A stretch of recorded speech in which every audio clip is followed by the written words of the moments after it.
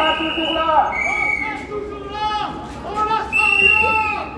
Donc le pouvoir dégagera pas. Voilà, donc nous sommes avec... Ah, viens, on va se mettre derrière. Voilà. Y a-t-il, regarde, y a-t-il une menace russe? Le monde diplomatique. Viens, on va se mettre derrière. Ouais, mais attendez, attends, pour l'instant, ils sont pas partis. Ils bloquent le carrefour. Vas-y. On t'entendra mieux parler.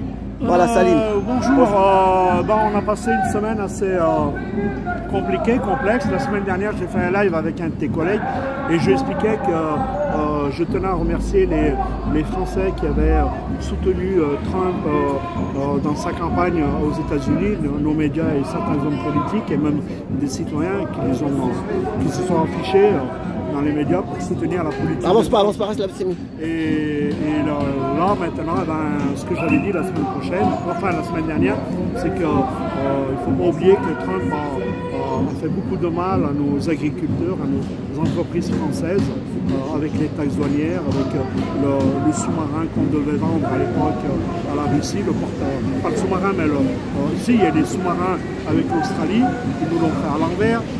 Les Américains, il y a eu les porte-hélicoptères, il y a eu le vin, il y a eu le roquefort, il y a eu le champagne, il y a eu pas mal de produits français qui vont être surtaxés. Et franchement, ça fout les boules. Même les Chinois, ils vont les taxer aussi. Ouais, mais ça, les Chinois, on s'en fout. Nous c'est le rapport qu'on a avec les États-Unis et comment que les Français ont pu se fourvoyer en étant complices de la politique de Trump. Je veux dire, tu sais, quand ces personnes ont été à l'investiture de Trump, ou même pendant ces 3-4 dernières années, là, quand ils ont pris la parole soutenant Trump, ils lui ont donné beaucoup d'eau à son moulin. Et même Steve Bannon, qui tourne en Europe, qui est le conseiller de Trump, qui s'est carrément incrusté dans la vie politique de certains pays européens. On a vu la Roumanie par rapport à la Russie, on a vu il y a la Pologne qui est plus tournée vers les États-Unis que vers la France ou l'Europe. Et les autres pays, c'est pareil. On a vu en Allemagne comment ils ont influencé les résultats des élections. C'est comme si nous, Français, quand on va s'immiscer dans la vie politique de l'Algérie. C'est inadmissible. C'est quoi? C'est pareil. Les États-Unis n'ont pas à s'insérer dans la vie politique française. Et non, ils veulent nous baiser la gueule et on va être les vassaux. Déjà, ils nous ont tués culturellement. Nos artistes français, ils n'ont plus de visibilité. Ils sont complètement effacés au détriment de la culture américaine, les chanteurs, le rap, la gastronomie, le cinéma. Ils nous ont complètement tués. Et alors, on a une culture française qui est extrêmement riche. Franchement, ça fout les boules. Ça fout les boules de voir que tout ce qu'on a construit, nos parents et ceux qui étaient avant eux, ont construit pas un idéal, mais une image de la France que nous, on a envie de voir, de soutenir, d'avoir évolué, avancé, prospérer. C'est notre quotidien à tous. C'est pouvoir se soigner, se chauffer, se nourrir, avoir une justice, etc.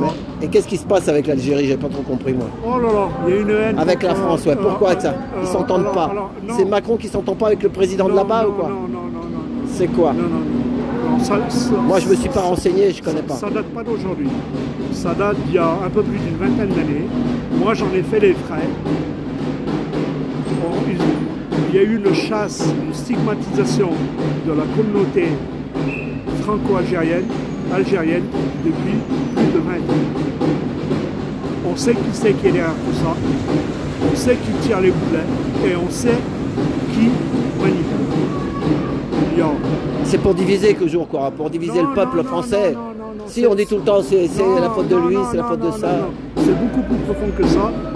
Il était même prévu qu'il fasse une guerre entre l'Algérie et le Maroc. Il était prévu qu'il y ait le bordel. Il était prévu. Ah voilà, c'est ça. Et heureusement qu'il y a des personnes de bonne conscience de la diplomatie qui ont réussi à apaiser. Il y a eu des influences derrière ça, il faut le savoir. Ah voilà, c'est ça, c'est des histoires de... Et le problème, c'est qu'actuellement, on donne la parole aux plus haineux. il n'y a que les haineux, C'est ça. les va-t-en-guerre qui prennent la parole. Ouais, bah parce que c'est les merdias et c'est le langage des merdias. Les médias ont une autre responsabilité. C'est la mondialisation Avec la complicité, européenne, on va dire.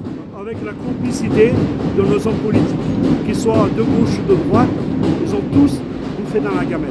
Voilà, c'est ça. Ils ont une responsabilité. Même s'il y a des Maghrébins et des Blacks qui sont dans les partis politiques, ils sont aussi complices. Parce que ça ne date pas d'aujourd'hui. C'est ça. Moi, j'en ai fait les frais. J'ai été voir pas mal de personnalités politiques pour leur faire part de mon angoisse, de ma crainte.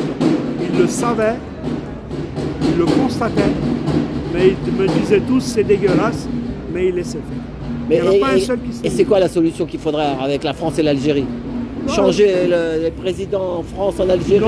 Non, il n'y a rien à changer. C'est les mentalités. L'Algérie, elle a son gouvernement, sa présidence. La France, elle a son Ah oui, gouvernement. il y en a qui disent que c'est la France qui veut commander l'Algérie. J'ai entendu ça. Par rapport au gaz, à tout ça. Ouais, mais Et que la là, France, l'Algérie, elle écoute plus tellement la France. Elle est infiltrée, elle est manipulée. Et il n'y a pas très longtemps, j'avais fait un live. J'avais expliqué que une partie de la communauté, je dis bien une partie de la communauté pieds noirs, juive, marocains, États-Unis, veulent descendre, tuer l'Algérie. Ah, voilà. Ils veulent faire la guerre. Mais pourtant, mais parce qu'il y a du gaz, il y a détruire. du pétrole là-bas. Il y a C'est plus le gaz que et le ça. pétrole qu'ils veulent alors. Il y a plus que ça en Algérie. Ils le veulent pour eux. Les L'Algérie, terres rares. c'est un pays extrêmement riche et qui fait 4 fois et demi la France. Il fait quasi presque les 3/4 de l'Europe. C'est un pays qui est inexploité dans le désert, où que 75% de la population vit sur le nord, sur le littoral. Il y a tout l'arrière-pays où c'est qu'il y a des véritables richesses. Richesses minières, mais surtout une richesse architecturale et culturelle. Il y a énormément de sites archéologiques, il y en a plus de 12 000 ou 15 000 qui datent de plus de 3 000 ans avant. Ils font de l'agriculture maintenant aussi là-bas. Ah oui, eh ben, La céréale. alors le céréal, pendant que tu me parles de ça, c'est la personne qui a lancé ce projet-là, Ah oui, comme tu étais boulanger toi. c'est un ami à moi. Ah oui? C'est un gars qui est, à l'époque, il était le président de l'association des personnes, des victimes de la route, parce qu'il a perdu sa femme et ses filles. Il était d'origine algérienne? Ouais. Et il a perdu sa femme et ses filles dans un accident de voiture. Il avait monté cette association-là, où il a beaucoup travaillé dessus. Et en 2013, je l'avais rencontré, on avait pas mal discuté et il m'avait parlé de son projet d'aller dans le désert et aller chercher des nappes phréatiques, remonter l'eau, faire de l'agriculture pour que l'Algérie soit autosuffisante, voire exportatrice. Et il voulait m'emmener dans son projet et moi, bon, j'avais d'autres projets, je suis passé à autre chose. Ok, bon ben merci, bah, ça repart. Eh ben merci Salim, merci. À tout à l'heure, merci. Tout à l'heure. Ça y est, ça repart les gilets jaunes. Et ben voilà, nous sommes à l'angle de la rue du Commerce.